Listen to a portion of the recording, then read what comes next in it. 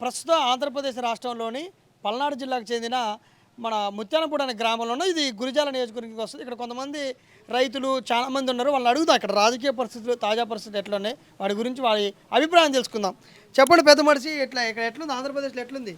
ఆంధ్రప్రదేశ్లో జగనన్న ప్రభుత్వంలో అంతా క్షేమంగా ఉంది. ఈ కూటమి వచ్చిన తర్వాత ఏ ఒక్క పథకం ఆ రైతులకు కానీ, సామాన్యులు కానీ, వికలాంగులు కానీ వాడికి అందట్లేదు. అన్ని పథకాలు ఫెయిల్ అయినాయి. 6 రావాలని అది 6 లేదు, ఏం లేదు, తరువు లేదు, పోరు లేదు. అందువల్ల మళ్ళీ జగన్ ప్రభుత్వం వస్తేనే రాష్ట్రం బాగుపడుద్ది. సూపర్ 6 ఏం లేదు, ఉచితం లేదు, కాదు ఉచిత బస్సు మాత్రం ఇచ్చిండు. ఆడవాళ్ళు కూడా మరి ఇక మేము కొట్టుకోవడం మొదలు పెడతాం, బస్సులు మేము ముందు సీటు ముందు ఇస్తాడని. అంతేగా మరి, అంతేగా మరి, నిజంగానే మరి ఏం చేస్తారు మరి. ఏముండదు, ఆయన తెలుసు చంద్రబాబు గారికి జనానికి ఎట్ట మాయ చేయాలి ఆయన తెలుసు. ఆయనకి సర్వీసు, జగనానికి సర్వీస్ లేదు. ఆయన కొత్త కదా ఏదో పెద్దగా న్యాయం చేయాలి, న్యాయం చేయాలి. న్యాయానికి ఎవడు పాటించాడు ఎవడు లేడు.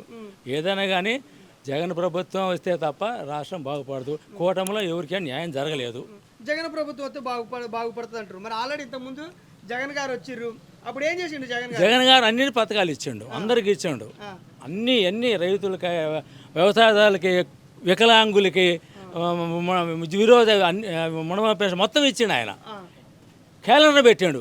ఇగో నెలకి ఈ పథకాలు ఇస్తా, నెలకి ఇది ఇస్తా, నెలకి అది ఇస్తా, క్యాలెండర్ వేసాడు ఆయన. ఇవాళ క్యాలెండర్ ఏది, ఏ పథకం వచ్చేది ఎవడు తెలియదు, ఎవడు డబ్బులు వచ్చేది ఎవడు తెలియదు. అందువల్ల ఏంటంటే సరే కూటమి ప్రభుత్వం చేశారు, వాళ్ళ పని వాళ్ళు మేలు, జనానికి మాత్రం మేలు జరగలేదు ఇప్పటికీ. అది మేలు జరగదు రాష్ట్రానికి. ఇక అది మనం చెప్పడానికి లేదు. ఏదో కొంతమంది ఏమో పెట్టలు మార్చిన అంటారు, కొంతమంది అది అంటారు, ఇది అంటారు. ఇవన్నీ మనకేం తెలుసు, సామాన్య మనకేం తెలియదు కదా. ఇప్పుడు నువ్వు నాకు 2 రూపాయలు 200 ఇస్తా అన్నావు, నాకు రేపు 1,00,000 ఇస్తానంట, నీకెళ్ళి పోతాను. నువ్వు మోసపోయినారు ప్రజలు, ఎందుకు అమాయకులు మోసపోయినరు అంతే. ఆశపడరు, అయిపోయింది. అమరావతి అంటారు, కోట్లు అంటారు. అసలు ఆ కోట్లు ఏందో పాడేందో అది దేవుడికి అర్థం కావట్లేదు. రోజు పేపర్లో అడుక్కు 4,000 ఇచ్చేదాన్ని 22,000 అంటారు అడుక్కి, కట్టుబడికి. ఇవన్నీ మరి ఎవరు దానికి?